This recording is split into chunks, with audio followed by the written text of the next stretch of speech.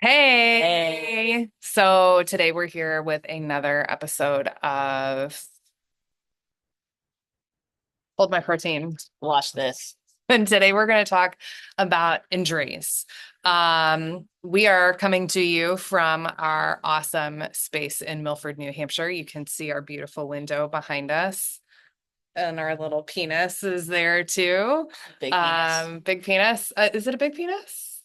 It's not good branding if we say that we have a little You know what? penis. That's true. But he does. He tells you when he's sad and when he's happy. So, anyhow, sorry, pelvic floor therapists at work here. Um, so we're gonna talk about injuries because we see a lot of them and we both have had them. Yeah, we see a lot of them. We get a lot of them. Yeah. So, Leah, Yeah. what is the first sports injury you remember having? Oh God, I don't even remember. I think it was like Clearly, the trauma was not bad enough for clearly you. no, I remember it being like indoor soccer and like young. So I played like middle school maybe. And I think I like must have sprained my ankle. I just remember I was running and then I was like, oh, my ankle really hurts, but like I need to keep running. And I don't know what to do about this. Like, I remember just being confused. Like, I was young enough that I was like, ow, I don't want to keep going. But I was also like, oh, I'm like on the court or whatever. I kind of need to keep going. And I don't know how do I get off the court, right? Like, I remember just being uncomfortable and not knowing what to do about it. Right, right. I knew it. Yeah. So it's interesting that you said that you were confused, like you knew something was hurting hmm and you just like kind of like kept on going. I think it was awkward because I was like, my whole team is there, like people are watching. And I Uh-huh. think it just felt really self-conscious to be like, oh, I'm just gonna like stop everything Huh. and like call attention to my injured ankle, I guess. I don't know. Yeah. So here's what's really interesting to me about that is hmm that so my first injury was also an ankle sprain hmm and I was throwing shot put. And when you throw shot at the end of the ring is this like little barrier. And I had no pun intended, overshot I shuffled instead of spinning. Spinning is much more efficient. That's why they do the Olympics. But I was like 12. Uh what was that joke that I sadly sad to say I did not make the Olympics. So yeah, no. Um, but I hit that barrier and rolled my ankle and it was a grade 3, grade 4. It was severe. I could hmm not walk. I could not weight bear. So there was no moment of like, I'm just gonna like get through. Clearly the trauma Yeah. was enough that I remember it. Um, but I remember feeling the same way. It was at practice, but I was really embarrassed Yeah. because like I'm this, I'm so uncoordinated that I like can't even do this, hmm right? Yeah. That kind Yeah. of So it's sucked. interesting that we both felt embarrassed because Mm. I think any injury remember, I think there's some level of shame attached to it. Ew. Like, okay, so I just finished this like little section. We're hmm gonna totally digress into shame Excellent. on this. That's why I only came up with 4 questions for today. I knew it was I gonna love it. digress. So I just finished this like study in my like I have a morning routine that I go through and the last week was on shame, which like yay, everybody wants to wake up in the morning and get their cup of coffee and dive into shame because that's a great way to start your day. But it was talking about Brene Brown's shame resilience theory. And in her shame resilience theory, she has 4 steps for like letting go of shame. And one of them is what we're doing right now. And this is speaking it out loud to someone that you trust. Okay. I feel like we trust each other. Probably a I little mean, bit. we went into business together. Yeah. So, okay. So, yeah, there is shame in being injured. So, I feel like that's a nice segue. Can I move around in Yeah, yeah. our so one of our questions that we had for each other today is what do you struggle with the most when coping with an injury? Is it shame? It's definitely shame. What are you ashamed of? I I was trying to figure that out. Like I think probably when my most like kind of most recent injuries, I was working with a different coach, and I'm a rule follower. So I think She is one thing that I definitely a rule learned about follower. myself is if something is programmed for me, it's like I have to do what is written, As or her else I fail. coach, this is wonderful because she literally does everything I'm I a tell her great to do. listener. She's wonderful. Okay, continue. Sorry. And like I don't coach other people like that. Like when I'm coaching other people, I say, here's what I programmed for today, but that's just what I thought was appropriate for you last week when I sat down to write your programming, and that doesn't mean that that's what you need to do today. So, if I said we're doing 4 sets of 8 today, but that's not feeling right, like we can change and that's fine and that's no big deal and that happens. But then when that happens to me, if something's programmed for me and I can't do it, I'm like, I need to find a way to do it or my limb is going to fall off. But it is not something that I'm willing to say, okay, no, like this is painful for me and I know that I could do something else and I even know what else I could do. So it's Mm. not like I don't know how to solve the problem as much as it is that I wouldn't want to admit to there being a problem because then I feel like I'm deviating from the rules or the plan, I guess. Deviating from the rules or the plan. Okay. What about, do you ever have thoughts about like what is my coach going to think of me if I don't do this thing? Oh, probably, yeah. Because I feel like, okay, I'm breaking the rule. Well, okay, so she's a rule follower. I'm not a rule Mhm. follower. I like to toe the line. Um, because I struggle with the same thing. Like like my coach programs for me and I look at it and I'm like, okay, I got all this stuff I got to do today Mhm. and I'm just going to get it done. Um, as I've gotten older though, I think learned some of my limitations a little bit better. And so I will text her, send her a message and be like, you know what, this doesn't feel good today. I subbed it out for this or whatever. I don't do that as much as I probably should. But I think the shame that I experience when I'm injured is more related to my worthiness as a person because I am obsessed with performance. Mhm.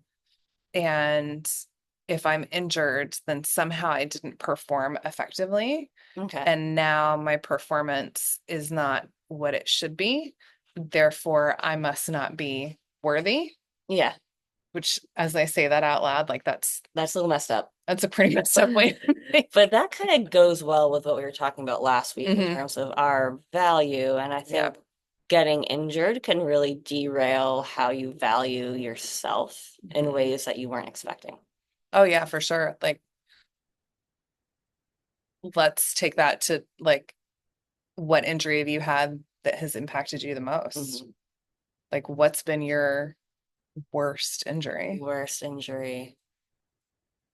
I mean, probably I've been fairly lucky in that I haven't had anything super, super gnarly. I did give myself a nice, like, grade 3 or 4 ankle sprain falling down the stairs carrying like 5 cups of free coffee. And that was What happened? Did you save the coffee? No, I lost. That was the last of the coffee, actually. I left this Oh, like I was just like at the bottom of the stairs, and then there's just this like trail of coffee like down the stairs. And of course, the meeting or something like gets out right after. So a Mhm. bunch of Yeah. people enter the stairwell, and I'm just like laying at the bottom of the stairwell covered in coffee. And that was rough because I was a student and I was like, I can't walk. And And I didn't even save the coffee. I used to the coffee, so I was uncaffeinated and unable to walk, which was a really rough That's really combination. terrible. And so I think that was bad in terms of severity because there was like a solid 2 weeks where I couldn't Mm, walk, but it did like resolve pretty quickly after. I was like, oh, I'm crippled for like 2 weeks and then I'm good to go yeah. ish. So yeah, I messed up my pronator in February, Mm, which I then did nothing about until June. it's true. So that was probably the longest lasting one. It's still messed up, but whatever. I mean, it's slightly better. Slightly better. Yeah. Um, I'm really sad about that coffee. I mean, I'm less concerned about your ankle. I'm really sad I about mean, the ankle is fine. Coffee's gone forever. coffee's gone forever.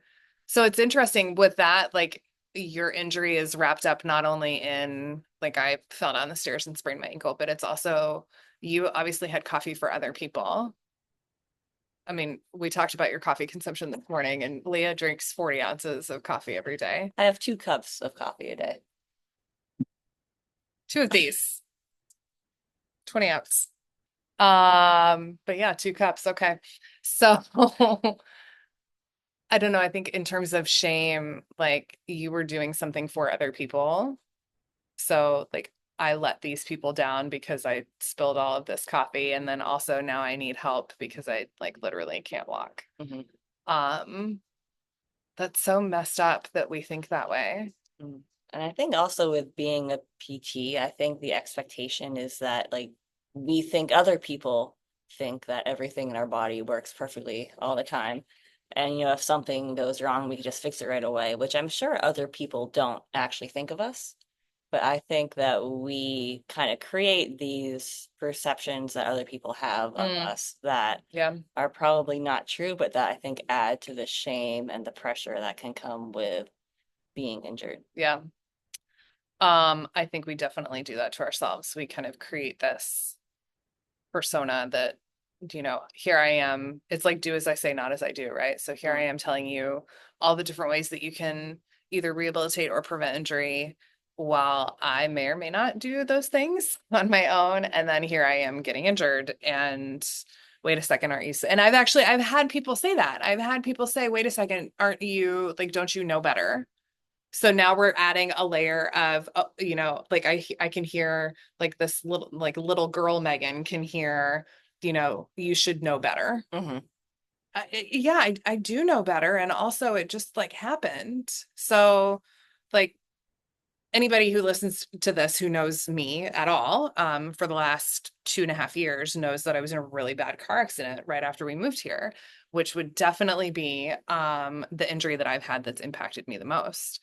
Uh, because I almost died. Yeah, I mean, that that's was valid. valid. My son was in the car with me, which made it like that much more scary. He miraculously was fine. Um, but I had a concussion. I really messed up my neck. I had a bruised spinal cord. I tell people that like CrossFit literally saved my life because I think I had enough like neck and core strength from being a CrossFit weightlifting athlete for so long that I could like brace myself as we hit.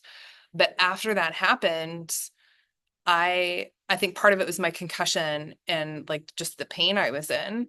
I couldn't do anything. I mean, I couldn't even think straight. I took a week off of work Hmm. after that because I couldn't think because I was concussed. I couldn't train. I started to lose function in my right arm. And then I ended up having surgery. And I thought with surgery that that would get better. So here's what's crazy. And this is like, I've talked about this injury on other podcasts before, but I'm going to talk about something that I haven't talked about yet. At that point in time, I was still in academia and I was a program director for a PT program. So like I'm literally working with other PTs who are Hmm. teaching new grad PTs, right? And I find out about a year later that after my surgery, I took 6 weeks off of work. Like I had that time. I was legally entitled Hmm. to that time. That's what the Family Medical Leave Act says. Like, and so for those of you listening, if you have an injury and you have that coverage, it's okay. I need you to hear me. It's okay for you to take time off of work to get yourself better. And Hmm. you actually probably need to rather than just like putting your head down and like muddling through. Hmm. So I took 6 weeks off and my surgeon said, you could probably go back to work after 2 weeks. And I said, well, I sit like I'm at a desk. I'm on a computer the whole time. And he was like, yeah, no, you need more time than that. So I took 6 weeks off, and at 30 days, I went to go see him for my 1 month follow up. And he promised me this is the only way that I would allow him to operate on me. He promised me that at 30 days, I would be able to pick up a barbell again. Hmm. So I went to my follow up, all good to go. I go back into the gym. I'm super excited about this. And so I put it on social media. I'm on a barbell, like I have an empty barbell. I think another workout I posted, I had like a kettlebell. So it was not anything contraindicated to my recovery. It was all cleared by my physician. And basically, it was part of my rehabilitation, right? I find out about a year later that the people that I worked with thought it was inappropriate that I was in the gym while I was on FMLA, which seems super fucked up to me. Yeah, that's pretty messed up. Like, you're a PT, you know what the surgery is, you know what the recovery looks like, and you are behind closed doors, like essentially shaming me for trying to get myself better, but also like get my identity back, because Yeah. I do tie up a lot of my identity in my ability to exercise and lift and things like that. And so I think we shame ourselves because things like that happen. Like there's this, rather than people showing compassion, I think they end up being mean and saying things like, oh, you shouldn't be doing that. Or like, oh, you're so klutzy, Leah, because Yeah. you sprained your ankle. Weren't you watching where you were going? Like there's just crappy things that people say. Yeah. And I think that just compounds the pressure that we put on ourselves anyway. And I think especially if you're an athlete and you do a sport that's considered high risk. So if you do CrossFit, powerlifting, weightlifting, or even downhill skiing or endurance running, people will say, well, what do you think was going to happen? Right. Or, Right. why are you doing such a dangerous Mhm. sport? And I think if people aren't in your sport and they don't understand, Mhm. they don't realize, how much your identity is tied up into that Mhm. sport. They don't realize that that sport probably isn't actually nearly as dangerous as they think it is. Mhm. If you look at the statistics on injury in sport, a lot of the considered dangerous sport like CrossFit and weightlifting have much lower rate of injury than like soccer, which no one really ever says, how dare you go do Mhm. something as unsafe as play soccer. Oh, think about the NFL. Yeah, Like NFL it's is hello, ridiculous. hello. Welcome to the first full week of football season. Mhm. Like this is lovely, right? So why nobody's talking about the incidents of injury in the NFL, or I mean, I think people are starting to talk about like concussions and CTE and things like that. There's a lot of money tied up in the NFL. There's not a lot of money in CrossFit. There's not a lot of money in soccer. Well, I guess maybe in MLS, but so I 100% agree with you. Like there are certain sports that people are like, consider high risk. And I think also too, people consider it high risk or unnecessary because you're not getting paid.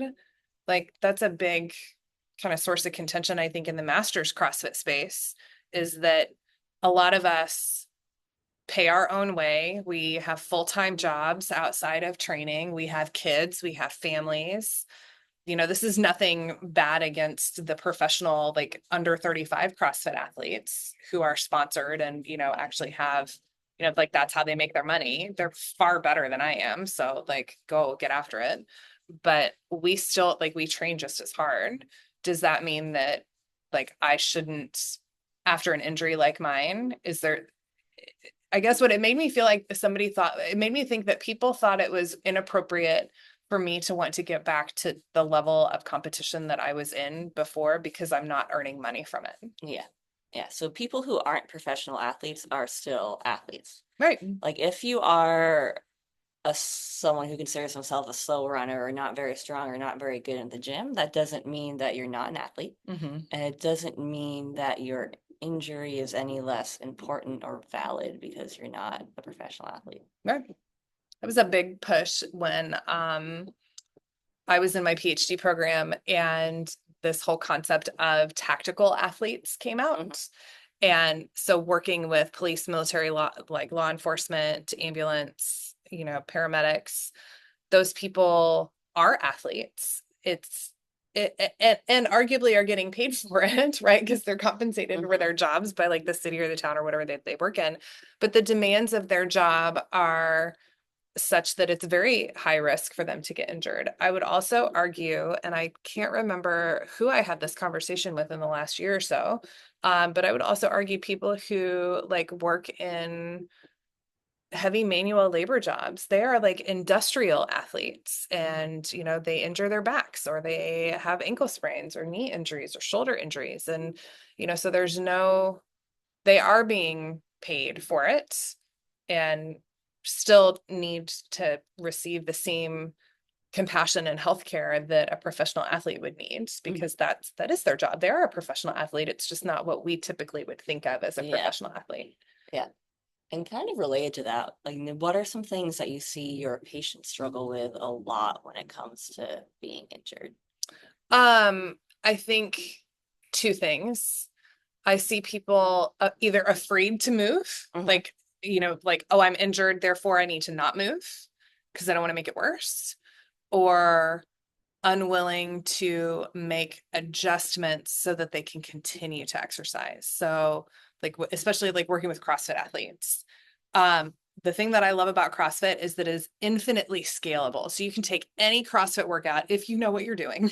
This is the caveat. If you know Yeah. what you're doing, you can take any CrossFit workout and if you can look at the workout and figure out what the stimulus that you're trying to get is, you can make an adjustment. So like I had a client actually text me yesterday and her workout was an 8-minute AMRAP and it was 12 calories on the bike and then snatches. I don't remember the number of snatches. So I looked at it and I'm like, okay, 8-minute AMRAP.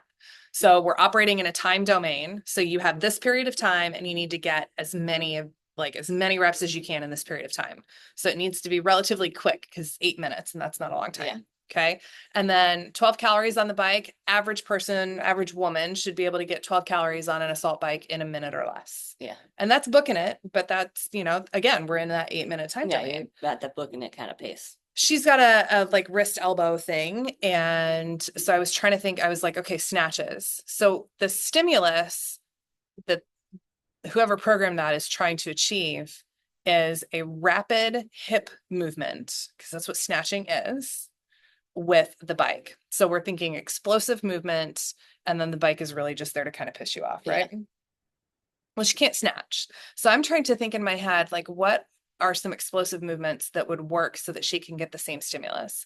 We tried having her do like a sandbag to shoulder, but just like the grip of the sandbag wasn't enough. And I was like, okay, well, then your option there now becomes either a squat jump or a box jump because we need that explosive movement. Hmm. But we need something that you're not having to grip. So she was able to still get a great workout in that 8-minute AMRAP and swap it out for something that didn't hurt her. And I think what we need to do a better job of explaining to our clients is that not exercising while you're injured actually decreases blood flow. Blood is like our plumbing system. Sorry, can I do a phys lesson Yeah, real you have quick? this lesson. Okay. So blood's our plumbing system. Just like water gets through the pipes in our house, blood and can carry, other things.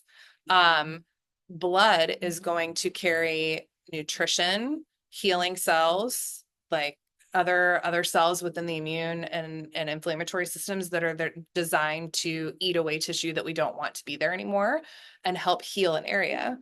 If you're not exercising, then you're decreasing your blood flow throughout your body. Hmm. If you are exercising, then you're increasing blood flow, which therefore is going to improve healing because you're getting the good things to the area that's injured that need to be there.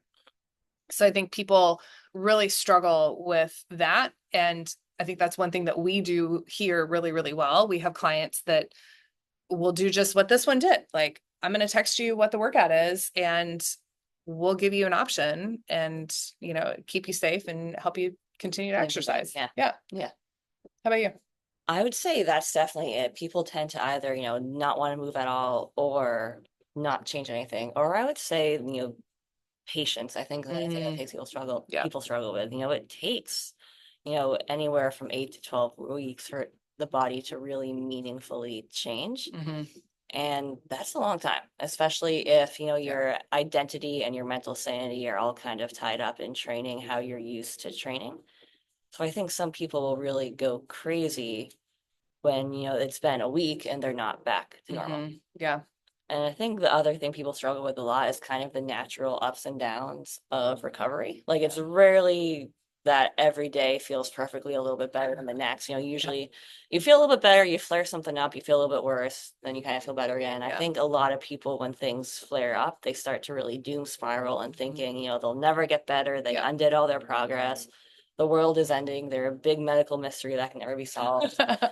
And it's hard not to fall into that Oh trap. yeah, I'm for sure sure. we fall into that as well. But I think it's so important to keep in mind that things take time and just flare-ups are kind of part of the process. Yeah. In rehab, you are pushing yourself but the goal is to push yourself intelligently in a safe way. But sometimes, you toe the line a little bit too far, Yeah. or maybe you don't toe the line quite as much as you should. And so there's kind of always that error of like bouncing back and forth of doing enough to move things forward, but not so much that things get Yeah. pissed off. I think that's when I teach students, I talk a lot about like that physical therapy is an art and a science. Dr. Ken Randall, if you happen to ever listen to this, I got that from you. He was one of my professors in PT school and used to say that. But it really is like the science is knowing, about blood flow and about tissue healing times. Like you said, that 8 to 12 week mark is really kind of the sweet spot for a lot of our body's tissues to heal. But then the art is in dosing. Like Mhm. how much manual therapy do we do? How much exercise do we do? How much rest do we need? And we're human, we're smart, but we're human, and we sometimes over or undershoot that too. I've had, especially as a new grad, I had periods of time where I would maybe push somebody a little bit too hard, and then they'd come back and they'd be like, oh, I was really flared up after I saw you last. And in your head you're like, shit, sorry.